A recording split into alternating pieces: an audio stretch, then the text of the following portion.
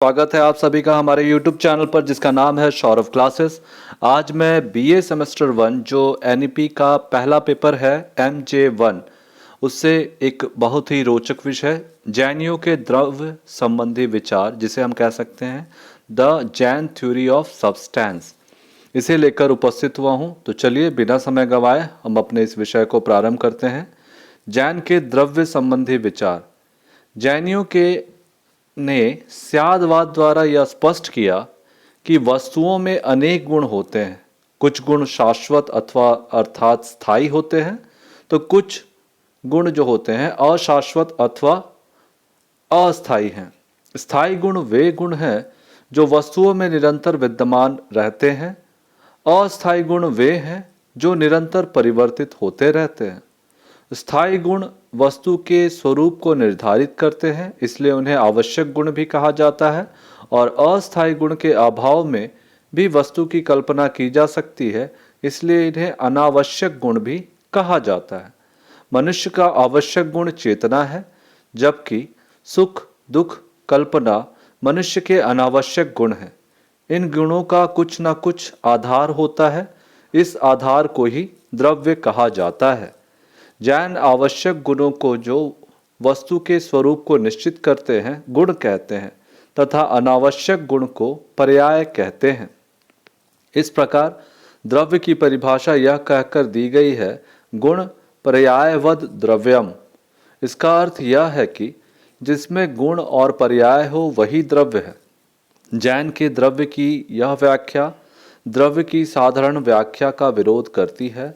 साधारण व्याख्या के अनुसार आवश्यक गुणों के आधार को द्रव्य कहा जाता है, परंतु जैनों ने आवश्यक और अनावश्यक गुणों के आधार को द्रव्य कहा है।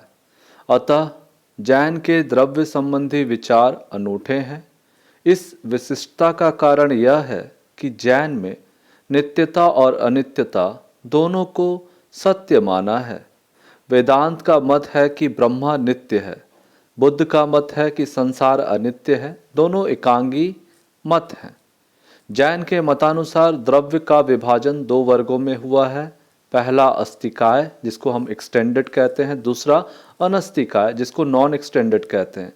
काल ही एक ऐसा द्रव्य है जिसका विस्तार नहीं होता। काल के अतिरिक्त सभी द्रव्यों को अस्तिकाय कहा जाता है क्योंकि वे स्थान घेरते हैं। अस्तिकाय द्रव्य का विभाजन जीव और अजीव में होता है। जैन दर्शन के अनुसार जीव के दो प्रकार होते हैं, बॉन्ड बद्ध या बॉन्ड और मुक्त या लिबरेटेड। मुक्त जीव उन आत्माओं को कहा जाता है जिन्होंने मोक्ष को प्राप्त किया है। बंध जीव जिसके विपरीत उन आत्माओं को कहा जाता है जो बंधनग्रस्त हैं। बद्ध जीव का विभाजन फिर दो प्रकार के जीवों में किया गया है, वे हैं स्थावर और त्रश। स्थावर जीव गतिहीन जीवों को कहा जाता है। ये जीव पृथ्वी, वायु, जल, अग्नि और वनस्पति में निवास करते हैं। इनके पास सिर्फ एक ही ज्ञानेंद्रियां हैं, वह है स्पर्श की, इसलिए इन्हें एकेंद्रिय जीव भी कहा जाता है। इन्हें केवल स्पर्श का ही ज्ञान होता है। त्रस जीव वे हैं जो गतिशील हैं, ये निरंतर विश्व में भटकते रहते हैं। त्रस जीव विभिन्न प्रकार के होते हैं। कुछ त्रस जीवों की दो इंद्रियां होती हैं, घोंघा, सीप इत्यादि दो इंद्रियों वाले जीव हैं। इनकी दो इंद्रियां स्पर्श और स्वाद है। कुछ त्रस जीवों की तीन इंद्रियां होती हैं, ऐसे जीवों का उदाहरण चींटी है। इसके तीन इंद्रियां हैं, स्पर्श, स्वाद और गंध। ऐसे जीवों को तीन इंद्रिय जीव कहा जाता है। कुछ त्रस जीवों की चार इंद्रियां होती हैं। ऐसे जीवों में मक्खी, मच्छर, भौरा इत्यादि हैं। इनकी चार इंद्रियां हैं, स्पर्श, स्वाद, गंध और दृष्टि। कुछ त्रस जीवों की में पांच इंद्रियां होती हैं। इस प्रकार के जीवों में मनुष्य, पशु, पक्षी इत्यादि आते हैं। इनके पांच इंद्रियां स्पर्श, स्वाद, गंध, दृष्टि और शब्द हैं।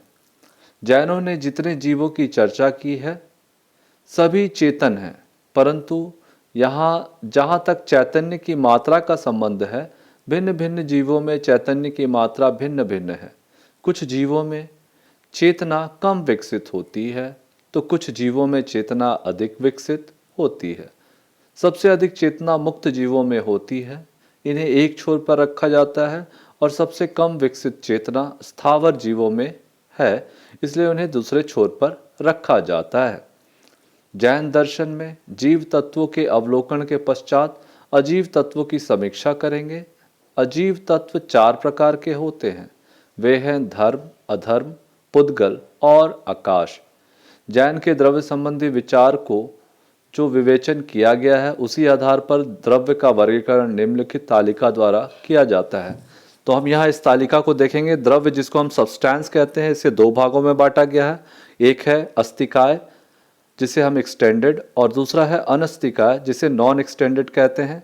उसके बाद अस्तिकाय को भी दो भागों में बांटा गया है, जीव और अजीव में। जीव का मतलब लिविंग और अजीव यानी नॉन लिविंग। जीव को भी दो भागों में बांटा गया है, एक है मुक्त और एक है बद्ध। मुक्त का अर्थ लिबरेटेड होता है और बद्ध का अर्थ बाउंड होता है। अब बद्ध जो है वो भी दो प्रकार का होता है, एक होता है स्थावर और दूसरा होता है त्रस। स्थावर को स्टैटिक कहते हैं और त्रस को मोबाइल कहते हैं। स्थावर की अलग अलग प्रकार होते हैं। पहला होता है दो इंद्रियों वाले, जिसमें स्पर्श और स्वाद होता है, जैसे उसका उदाहरण घोंघा हो गया। स्थावर की दूसरी जो कैटेगरी है वो है तीन इंद्रियों वाली, जिसमें स्पर्श, स्वाद और गंध होता है, इसका उदाहरण है चींटी। स्थावर की तीसरी जो प्रकार है वह है चार इंद्रियों वाले, जिसमें स्पर्श, स्वाद, गंध और दृष्टि होती है, इसका उदाहरण मक्खी है।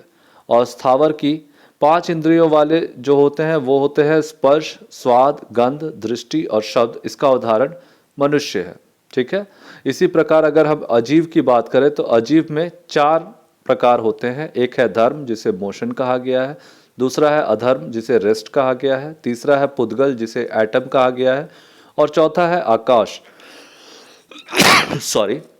जिसे स्पेस कहा जाता है। और दूसरा जो अनिश्चितकाय है उसमें सिर्फ एक काल होता है। चलिए अब इसको हम आगे पढ़ते हैं।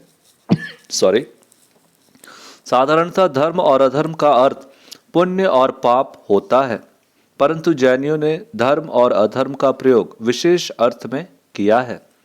वस्तुओं को चलायमान रखने के लिए सहायक द्रव्य की आवश्यकता है। उदाहरण स्वरूप मछली जल में तैरती है, परंतु मछली का जल में तैरना सिर्फ मछली के कारण ही नहीं होता, बल्कि अनुकूल आधार जल के कारण ही संभव होता है। यदि जल नहीं रहे तो मछली तैरेगी कैसे? गति के लिए जिस सहायक वस्तु की आवश्यकता होती है उसे धर्म कहा जाता है। उपरोक्त उदाहरण में जल धर्म है क्योंकि वह मछली की गति में सहायक है। अधर्म धर्म का प्रतिलोम है। किसी वस्तु को स्थिर रखने में जो सहायक होता है उसे अधर्म कहा जाता है। मान लीजिए कि कोई थका व्यक्ति आराम के लिए वृक्ष की छाया में सो जाता है। वृक्ष की छाया पथिक को आराम देने में सहायता प्रदान करती है। इसे ही अधर्म का उदाहरण कहा जा सकता है। दूसरे शब्दों में अधर्म उसे कहते हैं जो द्रव्यों के विश्राम और स्थिति में सहायक होता है। धर्म और अधर्म की सदृश्यता है कि वे नित्य और स्वयं निष्क्रिय हैं। साधारणतः जिसे भूत अर्थात मैटर कहा जाता है उसे ही जैन पुद्गल कहते हैं। भौतिक द्रव्यों को पुद्गल कहा जाता है जिसका संयोजन और विभाजन हो सके। जैनों के मतानुसार उसे ही पुद्गल कहते हैं। पुद्गल या तो अणु की शक्ल में रहता है अथवा स्कंधों की शक्ल में दिखता है। अणु पुद्गल का वह अंश है जिसका विभाजन नहीं हो सके। जब हम किसी वस्तु का विभाजन करते हैं तो अंत में एक ऐसी अवस्था में आते हैं जहां वस्तु का विभाजन संभव नहीं होता। उसी अविभाज्य अंश को अणु कहा जाता है। दो या दो से अधिक अणुओं के संयोजन को स्कंद कहते हैं।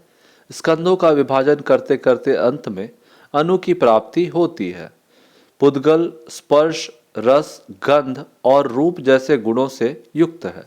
जैनों के द्वारा शब्द को पुद्गल का गुण नहीं माना जाता है। शब्दों को वे स्कंधों का आगंतुक गुण कहते हैं। जैनियों के मतानुसार आकाश उसे कहा जाता है जो धर्म, अधर्म, जीव और पुद्गल जैसे अस्तिकाय द्रव्यों को स्थान देता है। आकाश अदृश्य है। आकाश का ज्ञान अनुमान से प्राप्त होता है। विस्तार युक्त द्रवों को रहने के लिए स्थान चाहिए। आकाश ही विस्तार युक्त द्रवों को स्थान देता है। आकाश दो प्रकार का होता है, लोकाकाश और अलोकाकाश। लोकाकाश में जीव, पुद्गल, धर्म और अधर्म निवास करते हैं। अलोकाकाश जगत के बाहर होता है। अब हम इसके दूसरे अनिस्तिकाय अर्थात नॉन एक्सटेंडेड रूप के काल को देखते हैं। काल को अनिस्तिकाय कहा जाता है क्योंकि वह स्थान नहीं घेरते। द्रव्यों के परिणाम, जिसको मॉडिफिकेशन, और क्रियाशीलता, जो होता है मूवमेंट, की व्याख्या काल के द्वारा ही संभव है। वस्तुओं में जो परिणाम होता है उसकी व्याख्या के लिए काल को मानना पड़ता है। कच्चा आम पक भी जाता है। इन दोनों अवस्थाओं की व्याख्या काल के द्वारा ही हो सकती है। गति की व्याख्या के लिए काल को मानना अपेक्षित है। एक गेंद अभी एक स्थान पर दिखती है, कुछ क्षण के बाद वह दूसरे स्थान पर दिखती है। इसे तभी सत्य माना जा सकता है जब काल की सत्ता हो। प्राचीन, नवीन, पूर्व, पश्चात इत्यादि भेदों की व्याख्या के लिए काल को मानना न्याय संगत है। काल दो प्रकार के होते हैं। पहला पारमार्थिक काल, जिसे रियल टाइम कहते हैं। दूसरा व्यवहारिक काल, जिसे एम्पिरिकल टाइम कहते हैं। क्षण, प्रहर, घंटा, मिनट इत्यादि व्यवहारिक काल के उदाहरण हैं। इनका आरंभ और अंत होता है। व्यवहारिक काल को ही हम समय कहते हैं, परंतु पारमार्थिक काल नित्य और अमूर्त है। इस प्रकार से हमारा विषय यहीं समाप्त होता है। धन्यवाद।